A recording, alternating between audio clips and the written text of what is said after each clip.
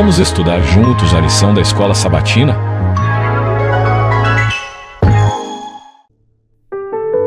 Lição 4. As Nações, parte 1.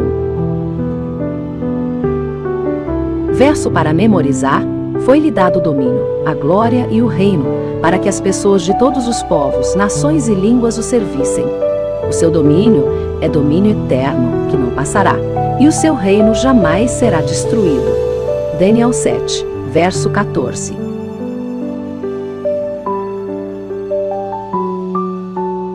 Terça-feira, 22 de abril de 2025. Dando o que pediram.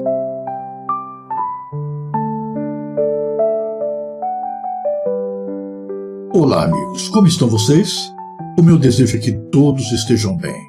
Que nesse momento se sintam carinhosamente abraçados por Jesus, o nosso querido Pai Celeste. E que as bênçãos do Senhor estejam sendo derramadas sem medida sobre cada aspecto da sua vida e sobre todos os membros da sua família. Muito obrigado por estar aqui conosco para juntos dedicarmos os próximos momentos ao estudo da Palavra de Deus através da lição da escola sabatina. Vamos ao tema do dia. Deus estabeleceu que Israel não deveria ter um monarca humano, como as outras nações tinham. Com o tempo, porém, a fé de Israel falhou, e eles se viram desejando aquilo que as nações, os gentios, possuíam. O povo de Israel não queria mais ser conduzido por Deus, então pediu um rei a Samuel, pois eles queriam ser semelhantes às outras nações que eram governadas por reis humanos. O famoso todo mundo faz. Todo mundo tem. Israel, infelizmente, pediu o impeachment de Deus. O pedido por um rei foi uma rejeição do reinado de Deus sobre o seu povo, abrindo mão da teocracia, onde o governo era do próprio Deus, desejando um rei humano, uma monarquia como existia em todas as nações ao seu redor. Triste decisão. Iniciou-se aí a história dos reis de Israel.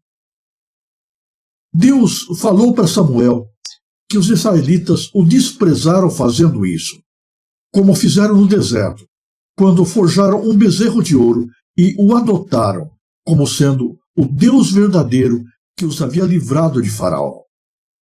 Os israelitas esnobaram, fizeram pouco caso do poder e da grandeza de Deus e, consequentemente, desagradaram e pecaram contra ele.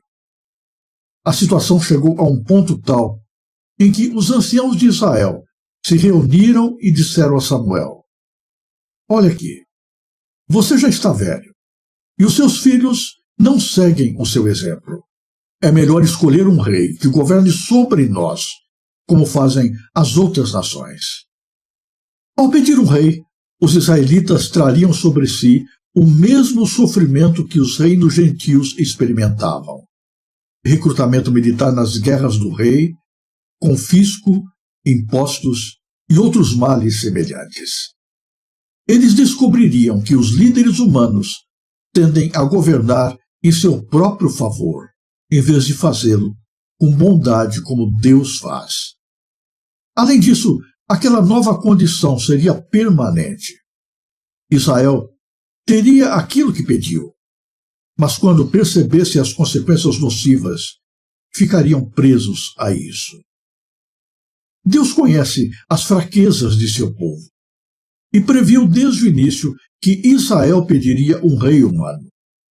Os israelitas pediram, e grande parte da história bíblica é o relato das consequências dessa escolha. Em Deuteronômio capítulo 17, versos 14 a 20, Deus não disse que lhes daria um rei, mas que seu povo decidiria ter um rei. Diante disso, o Senhor colocou limitações para proteger o seu povo dos males do governo humano. Ainda assim, como ficou claro na história da nação e de seus reis, as orientações divinas frequentemente foram ignoradas. A história de Israel registra os efeitos negativos da decisão de ter um rei. Até mesmo os bons reis cometeram vários erros. Na maior parte do tempo, a nação foi governada por reis que fizeram o que era mal aos olhos do Senhor. Os israelitas tiveram o que desejavam, um rei segundo o seu coração. Geralmente, os guerreiros inimigos eram altos e fortes.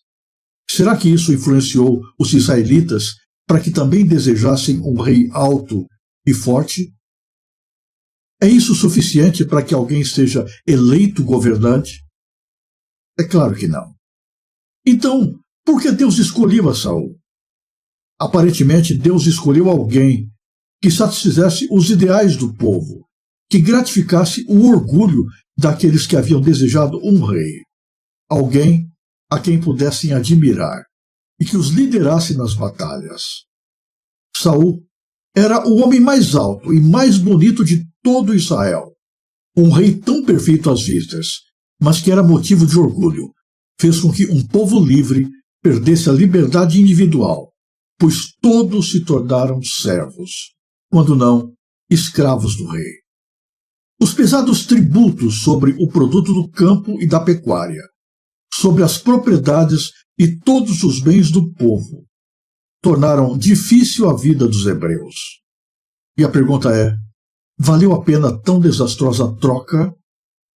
Israel foi chamado para ser uma nação santa, uma nação separada e única dentre todas as outras.